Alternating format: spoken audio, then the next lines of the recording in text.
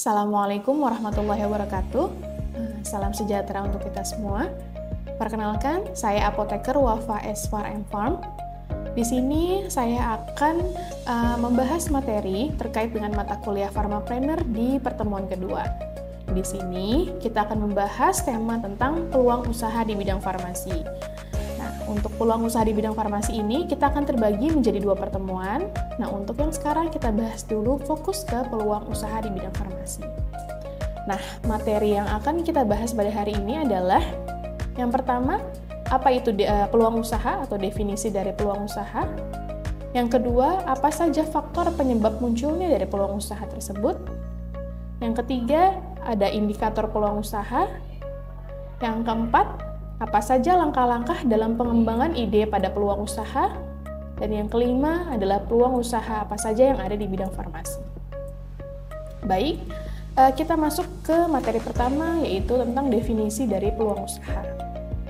Nah, peluang ini berasal dari kata bahasa Inggris yaitu opportunity, yang artinya adalah kesempatan yang muncul dari suatu kejadian. Untuk definisi dari peluang usaha sendiri adalah sebuah kesempatan yang dimiliki oleh semua orang yang memiliki jiwa kreativitas dalam dirinya untuk memulai sebuah usaha. Itu adalah definisi dari peluang usaha. Kemudian, materi yang kedua adalah apa saja faktor penyebab munculnya peluang usaha. Yang pertama, faktor-faktor yang bisa menyebabkan munculnya peluang usaha adalah pelanggan. Yang kedua adalah kompetitor. Yang ketiga adalah pemasok dan perantara pemasaran. Yang keempat ada kondisi pemerintahan. Dan yang faktor kelima adalah lingkungan global. Kita masuk ke faktor penyebab yang pertama adalah pelanggan.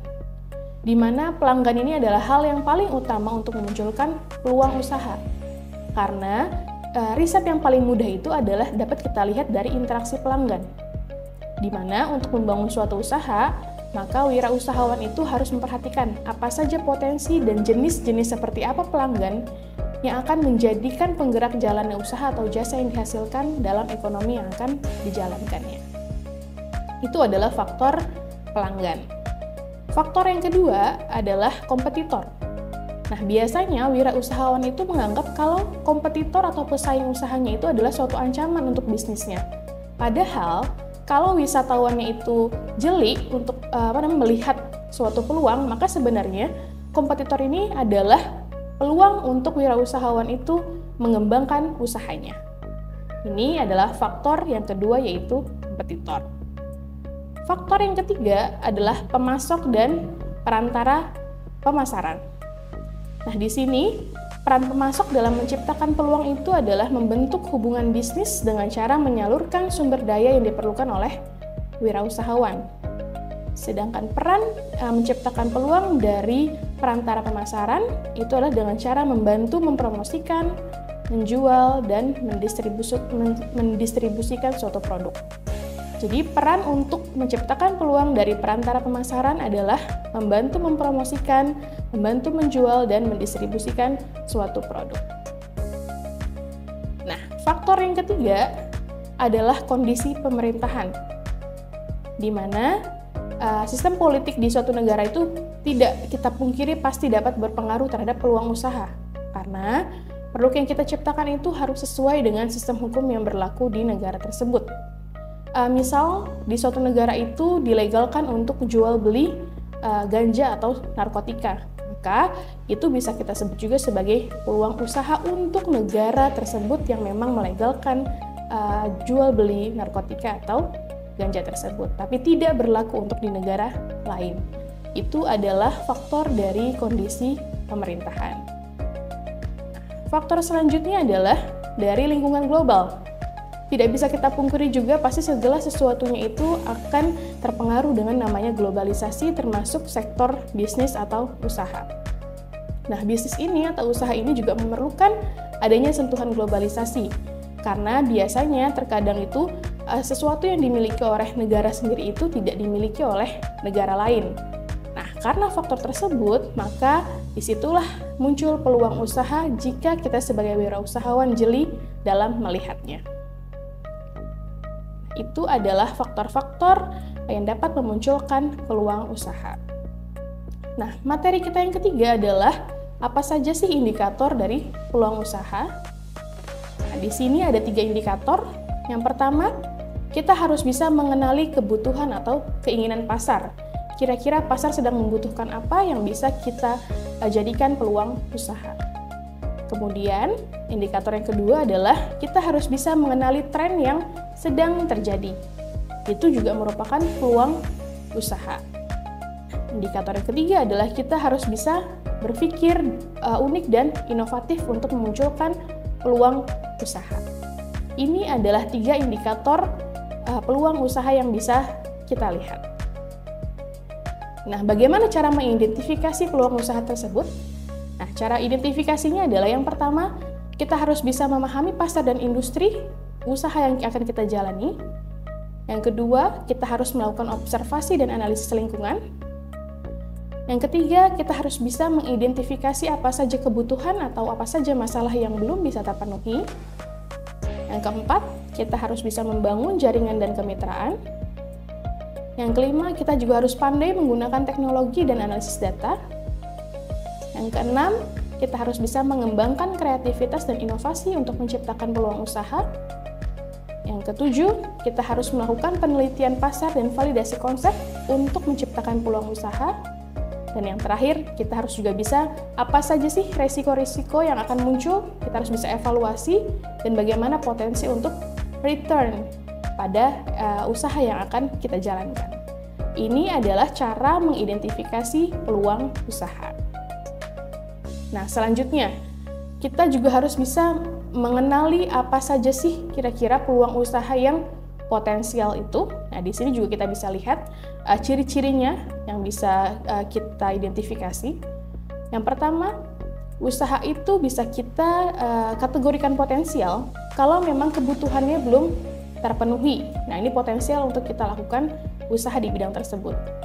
Kemudian, yang kedua adalah tren dan perubahan. Nah, ini juga dengan mengidentifikasi ini, ada ciri-ciri ini juga merupakan ciri-ciri dari peluang usaha yang potensial untuk kita jalankan. Nah, yang ketiga, itu adalah inovasi dan diferensiasi.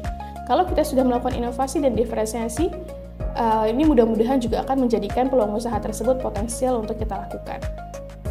Yang keempat adalah permintaan yang tinggi. Kalau ada permintaan yang tinggi, otomatis ini juga menjadikan usaha tersebut menjadi potensial. Dan yang kelima, adanya potensi pertumbuhan dari usaha yang akan kita jalankan.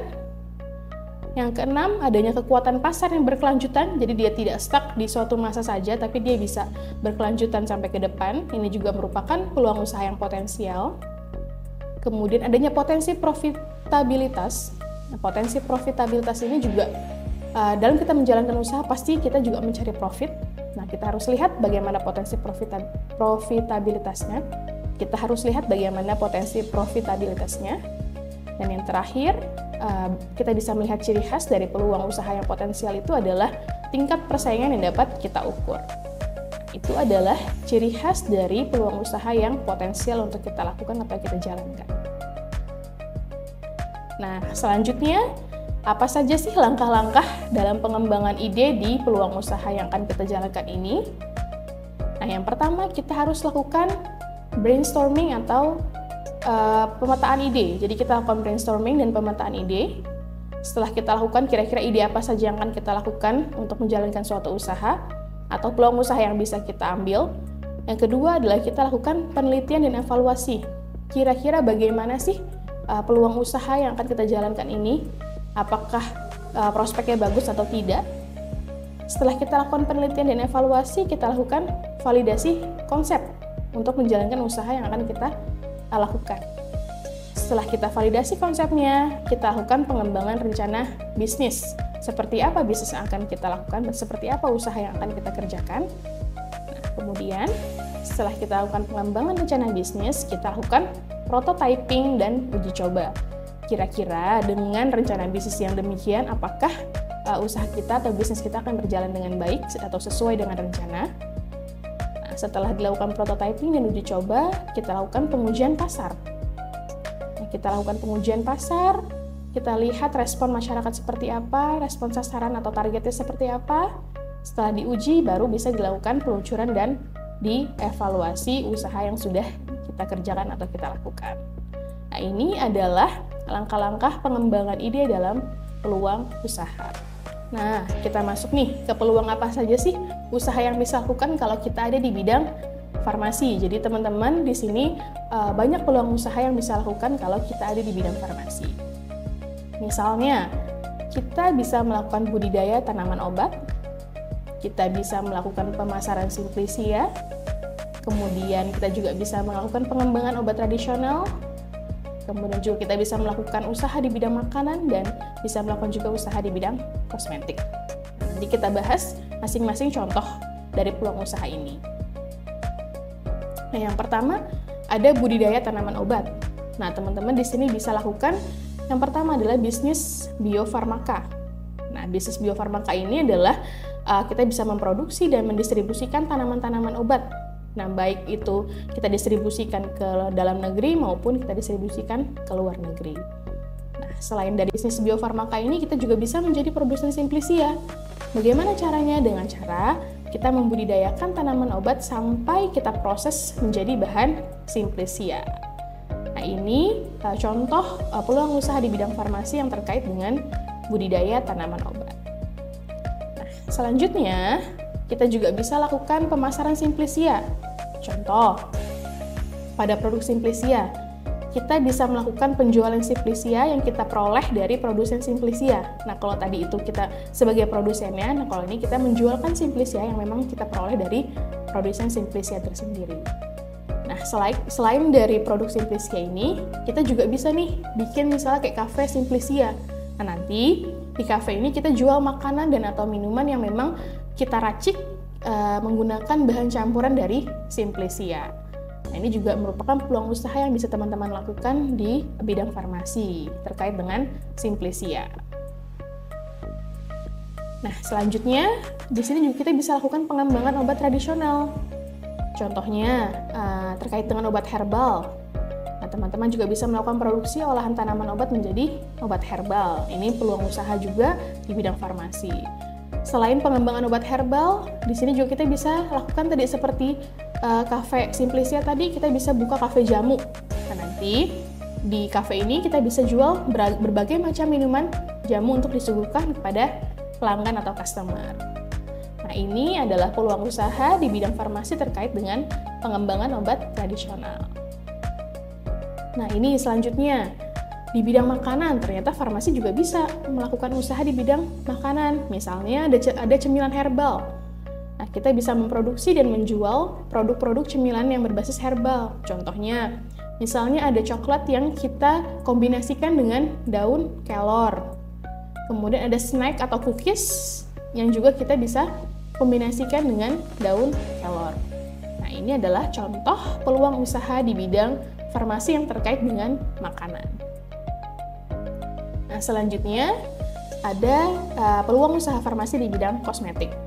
Nah, seperti kita tahu, farmasi juga bisa nih memproduksi bidang-bidang kosmetik seperti skincare dan body care. Jadi nanti kita bisa melakukan produksi, bisa melakukan distribusi, kemudian nanti produknya kita jual, baik itu skincare atau perawatan yang untuk tubuh secara umum maupun nanti kita bisa lakukan produksi, kemudian kita bisa lakukan distribusi, kemudian kita bisa lakukan penjualan produk perawatan kulit, baik itu untuk wajah secara khusus maupun tubuh secara umum. Nah, selanjutnya yang kita bisa lakukan adalah produksi make up, distribusi make up, dan menjual produk make up yang kita produksi sendiri. Nah, ini juga merupakan peluang usaha di bidang farmasi yang bisa kita lakukan. Di sini ada daftar referensi yang bisa nanti teman-teman lihat. Untuk lebih lanjutnya bisa teman-teman pelajari dari daftar referensi ini. Nah, sekian untuk pembelajaran kita pada mata kuliah Pharmapreneur pertemuan kedua tentang peluang usaha di bidang farmasi. Mudah-mudahan dapat bermanfaat. Assalamualaikum warahmatullahi wabarakatuh.